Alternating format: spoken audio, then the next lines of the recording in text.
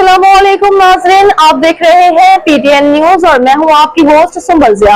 शामिल करते हैं आज की अहम खबरें। मिसाक जमहूरियत में मौजूद आईनी अदालतों का ख्वाब आज पूरा हुआ। वज़ीर आज़म पाकिस्तान शहबाज शरीफ ने 27वें आईनी तरमीम की कौमी असम्बली से मंजूरी पर कहा कि आज इस ऐवान ने कौमी इत्तेहाद को फ़रोग़ दिया। मिसाक जमहूरियत में मौजूद आईनी अदालतों का ख्वाब आज पूरा हो गया है। आईनी तरमीम की मंजूरी के बाद कौमी असम्बली में खिताब करते हुए वज़ीर आज़म शहबाज शरीफ ने कहा कि मैं अरकान असम्बली के दिल की गहराइयों से शुक्रिया अदा करता हूँ और मुबारकबाद देता हूँ। वज़ीर आज़म ने कहा कि मार्के हक़ के बाद जब हमने army chief general Asim Munir को फील्ड मार्शल का एजाज़ दिया तो पूरी कौम ने उसको सराहा। अब जब आइन में उसको शामिल किया जा रहा है तो उसमें क्या बुरी बात है।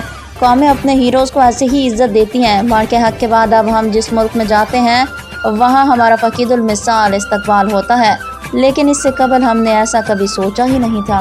न्यूज स्टूडियो से अब तक के लिए इतना ही। मज़ीद खबरों और अपडेट्स के लिए देखते रहें PTN न्यूज। अल्लाह निगहबान।